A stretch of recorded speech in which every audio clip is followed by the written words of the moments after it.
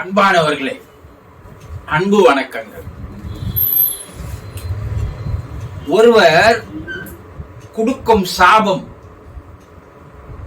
பலிக்குமா, பலிக்காதா, அல்லது கட்டுக்கதையா என்று இப்போது கூட பல பேர் கேட்கிறார்கள்.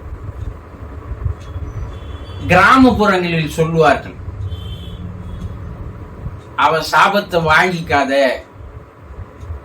அது பெரிய பாதிப்பை ஏற்படுத்தும், ஒருத்தர் வாயில நிக்காத, அவனுக்கு கருணாக்கு, அவளுக்கு அவ எதனா சாபம் குத்தா அப்படியே நடக்கும் என்றெல்லாம் கிராமங்களில் சொல்வார்கள் இல்லையா? நம்முடைய முன்னோர்கள் படிக்காதவர்களாக இருக்கலாம், ஆனால் வாழ்க்கையில் அனுபவங்களையே பல்கலைக்கழகங்களாக மாற்றிக்கொண்டவர்கள் அவர்கள் கூறுகின்ற எந்த ஒரு விஷயமாக இருந்தாலும் அனுபவத்தின் மூலமாக கற்று உணர்ந்து அனுபவித்து உணர்ந்து கூறுகின்ற செய்திகளாகும். அதையெல்லாம் புரிந்து கொள்ளாமல் அதெல்லாம் சும்மா, அவன் சாபம் குத்துட்டா எனக்கு நடந்துருமா என்று பேசுபவர்களும் இப்போது இருக்கிறார்கள் இல்லையா? அப்போ ஒருவருக்கு தரும் சாபம் பலிக்குமா, பலிக்காதா? 100% பலிக்கும் என்பதை இன்றைய ஆராய்ச்சியாளர்கள் ஆராய்ந்து கண்டுபிடித்து கூறியிருக்கிறார்கள். இப்ப இதுக்கு என்ன சொல்ல முடியும்? ஸ்டீவன்சன் என்று சொல்லக்கூடிய ஒரு மனநல மருத்துவர், மனவியல் மேதை, இவர் ஒருவர் தரும் சாபம் பலிக்கிறதா இல்லையா என்பதை பற்றி பல்வேறு நாடுகளில் பல்வேறு மனிதர்களிடையே அவர் இந்த ஆய்வுகளை மேற்கொள்கிறார். பாதிக்கப்பட்டு இருக்கின்ற, சாபத்தால் பாதிக்கப்பட்டிருக்கின்ற நபர்களை தேடி சென்று அவர்களுடைய பூர்வீகங்களை எல்லாம் ஆராய்ந்து அதிலிருந்து பல்வேறு உண்மைகளை வெளியெடுக்கிறார். அவர் பல்வேறு நபர்களை பட்டியலிட்டு காட்டுகிறார். அதில் ஒரு 3 நபர்களை மட்டும் நாம் இப்ப எடுத்துக்கலாம். 1805ஆம் ஆண்டு அந்த நேரத்துல கெல்லி என்பவர் ஒரு நிகழ்வை இவருக்கு சொல்றார். ஒரு குடும்பத்தில் 6 தலைமுறைகளாக, 1 2 இல்ல 6 தலைமுறைகளாக பிறக்கின்ற குழந்தைகளுக்கு கை இருக்கிறது, விரல்கள் இல்லை. இது ஏன் என்று புரியவில்லை என்று அவருக்கு செய்தி அனுப்புகிறார். ஸ்டீவன்சன் அந்த இடத்துக்கு வரார். 6 தலைமுறைகளாகவே அந்த குடும்பத்தில் எல்லோருக்கும் கையோடு பிறக்கிறார்கள், விரல்கள் வளர்ச்சி இல்லாமல் மொட்டையாக இருக்கிறது. ஏதாவது மிஷின்ல விரல்கள் கட் ஆயிட்டா எப்படி இருக்குமோ அது போலதான் இருக்கிறது. இதனுடைய நிகழ்வுகளை அவர் ஆராயும் போது 6 தலைமுறைகளுக்கு முன்னால் அவர்களுடைய தோட்டத்தில் விளைந்த பழங்களை ஒருவன் தொடர்ந்து திருடிக் கொண்டிருக்கிறான். அதை கண்டுபிடித்து விட்ட அவர்கள் அவனுடைய கை விரல்களை வெட்டி எடுத்து விடுகிறார்கள். அவன் ஒரு சாபத்தை தருகிறான். எனக்கு எப்படி இந்த கை விரல்கள் இல்லையோ அது போல உன் குடும்பத்தில் பிறக்கின்ற எல்லோருக்கும் கை விரல்கள் இல்லாமல் பிறக்க வேண்டும் என்று ஒரு சாபத்தை தந்திருக்கிறான்.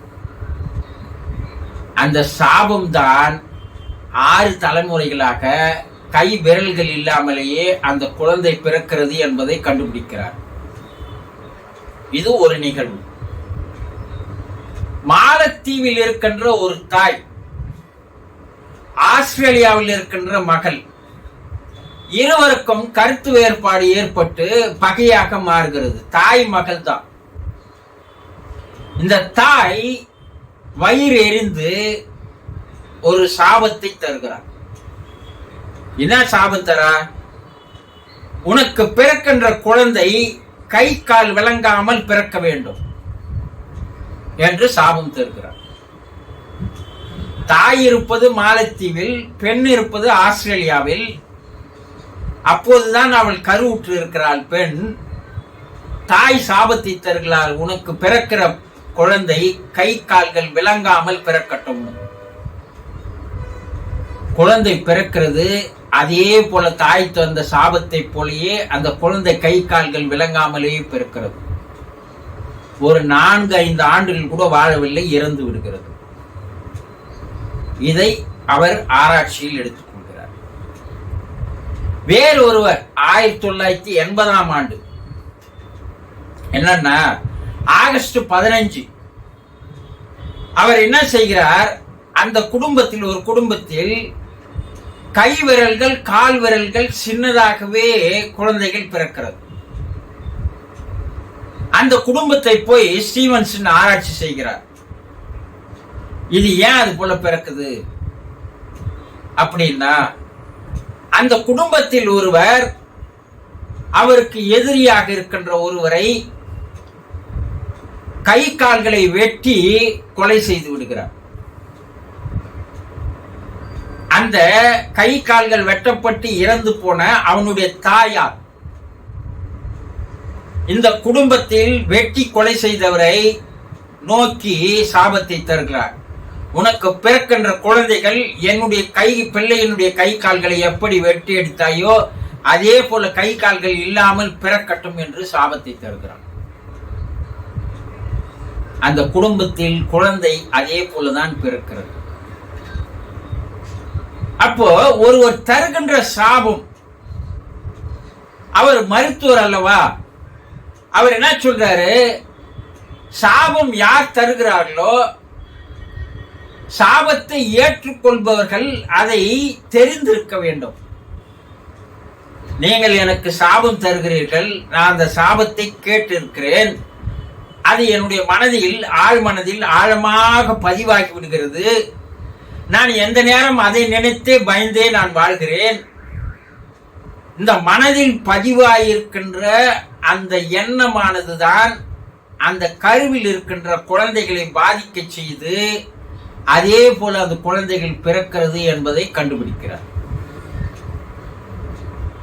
ஏனென்றால் அவர் என்ன சொல்றாருன்னா, கருவில் இருக்கின்ற குழந்தை தொப்புள் கொடி மட்டும்தான் உறவு. அந்த தொப்புள் கொடி மூலம் அந்த செய்தி போய் சேர்கிறதா, தாய் என்ன நினைக்கிறாளோ அது அந்த குழந்தையினுடைய கருவில் ஜீன்ல போய் பதிவாகிறது என்று சொல்கிறார்.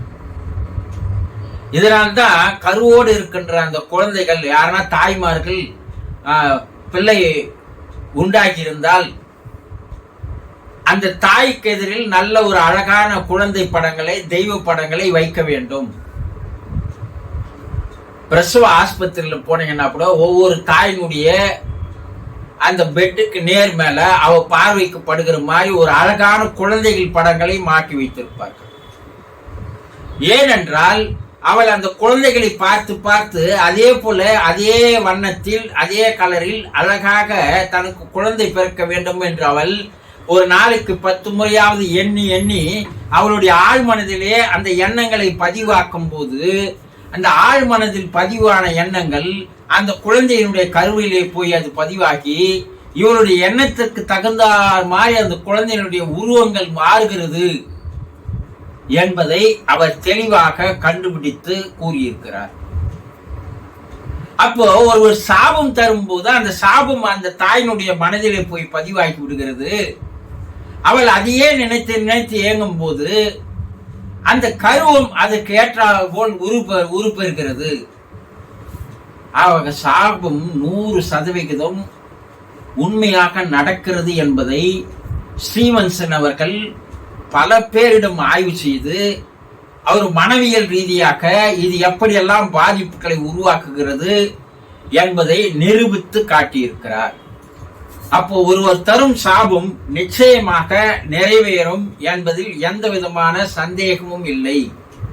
மற்றவர்களுடைய சாபத்துக்கு ஆளாகாமல் வாழ்வதுதான் நல்ல ஒரு வாழ்க்கை என்பதை புரிந்து கொள்ளுங்கள். சந்தோஷம்.